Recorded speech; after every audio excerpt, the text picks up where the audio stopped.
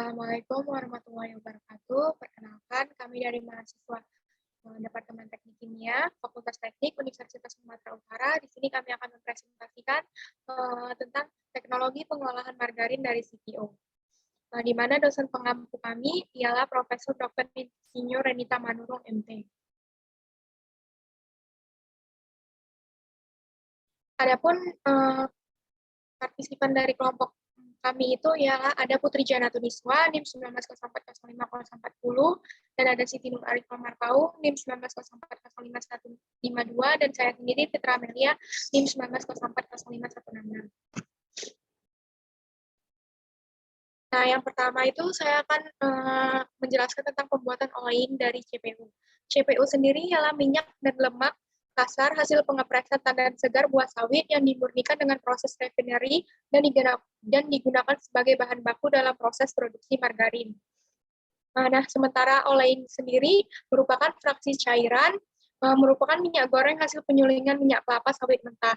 Nah, pengolahan dari olein menghasilkan minyak goreng, produk-produk lain seperti margarin, shortening, asam lemak, gliserol, dan gliserin.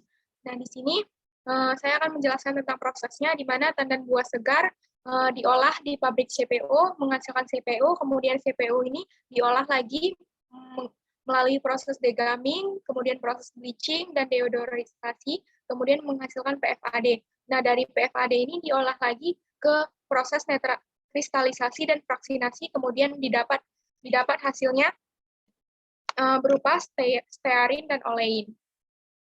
Next slide.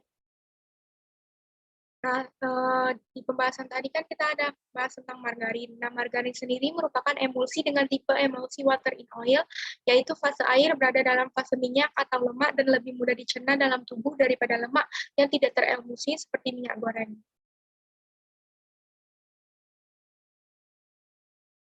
Nah, proses pengolahannya sendiri itu, yang pertama tadi ada proses pemurnian CPO, kemudian dilanjutkan di proses vaksinasi, kemudian ada lanjutannya dari lanjutan tahap pengolahan margarin, di mana tahap pengolahan margarin sendiri ada proses netralisasi, proses bleaching, hidrogenasi, dan emulsifikasi.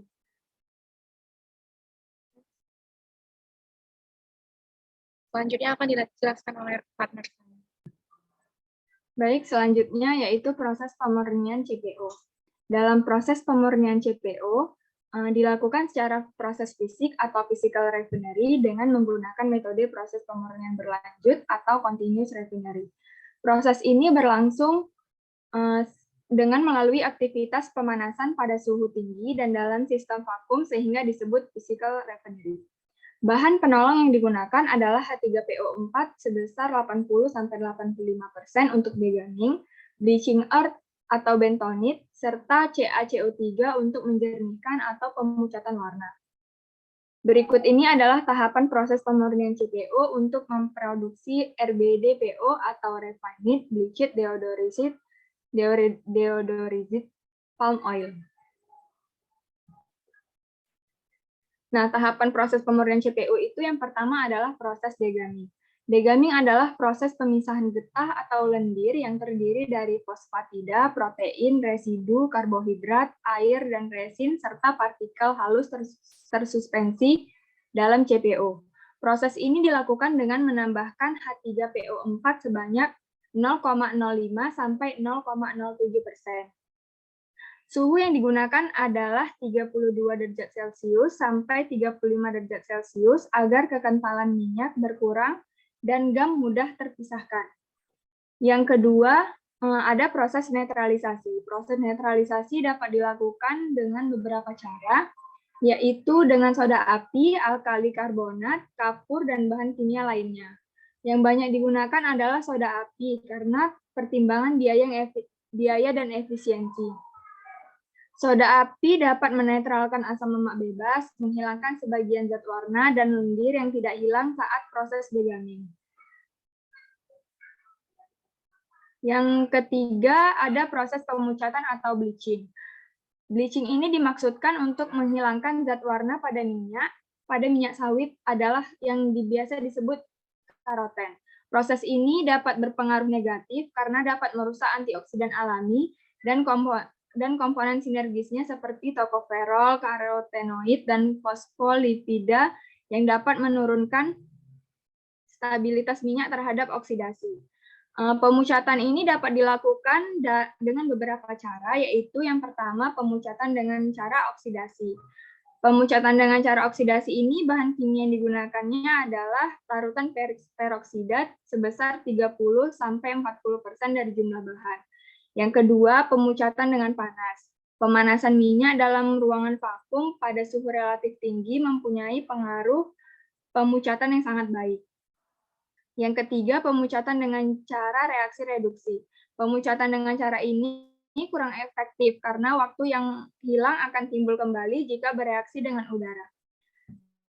Proses yang keempat yaitu deodorisasi. Deodorisasi ini bertujuan untuk menghilangkan bau yang tidak dikehendaki dan menghilangkan asam lemak bebas.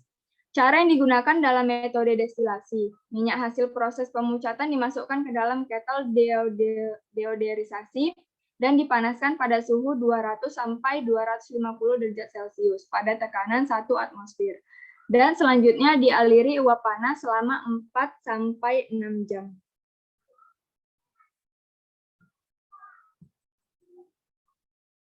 Nah, setelah CPO itu dimurnikan, selanjutnya ada proses fraksinasi.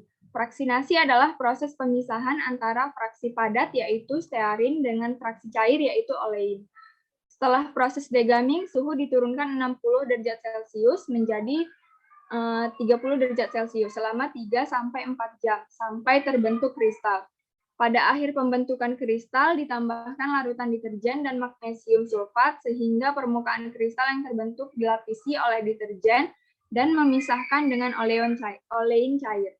Fraksi cair dipisahkan dengan sentrifugasi sehingga diperoleh olein serta campuran stearin dan deterjen. Pemisahan antara stearin dan deterjen dilakukan dengan sentrifugasi.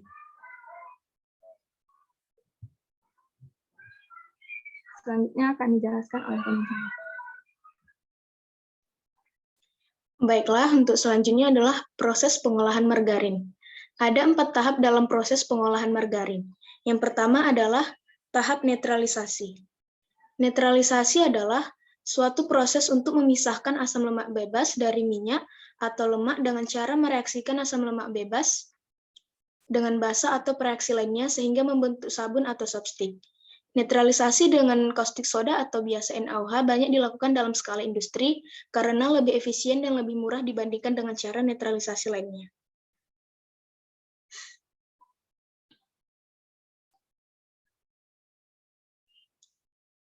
Yang kedua adalah tahap bleaching atau pemucatan. Pemucatan adalah suatu proses pemurnian untuk menghilangkan zat-zat warna yang tidak disukai dalam minyak. Pemucatan dilakukan dengan mencampur minyak dengan sejumlah kecil absorben seperti bleaching earth dan karbon aktif. Zat warna dalam minyak akan diserap oleh permukaan absorben dan juga menyerap gam dan resin serta hasil degradasi minyak misalnya peroksida.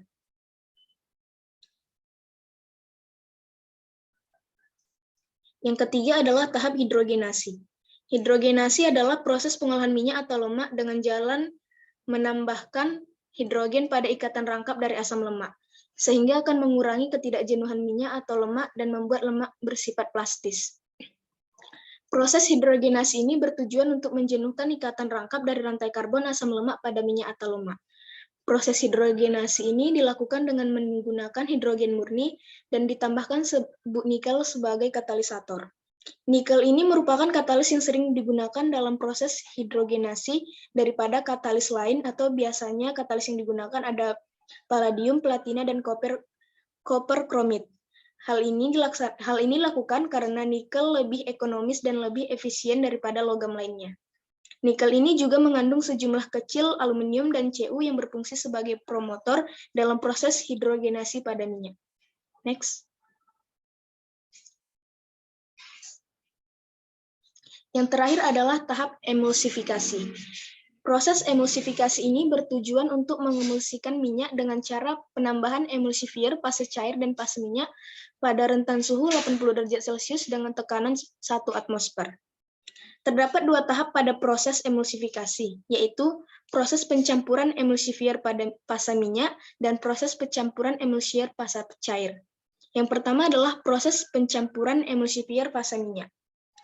Emulsifier fasa minyak merupakan bahan tambahan yang dapat larut dalam minyak yang berguna untuk menghindari terpisahnya air dari emulsi air minyak terutama dalam penyimpanan.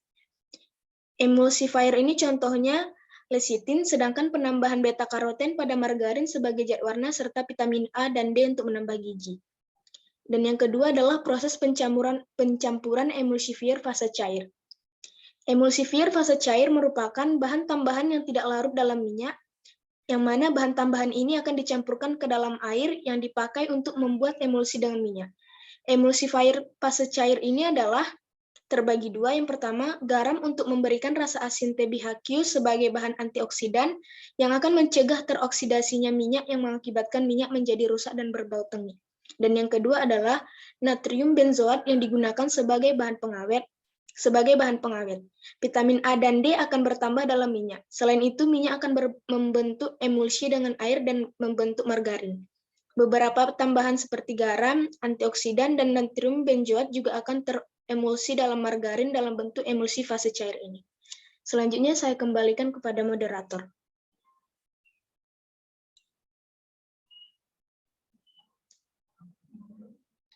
Baiklah, sekian dari presentasi kami. Apabila ada kesalahan, kami mohon maaf. Assalamualaikum warahmatullahi wabarakatuh.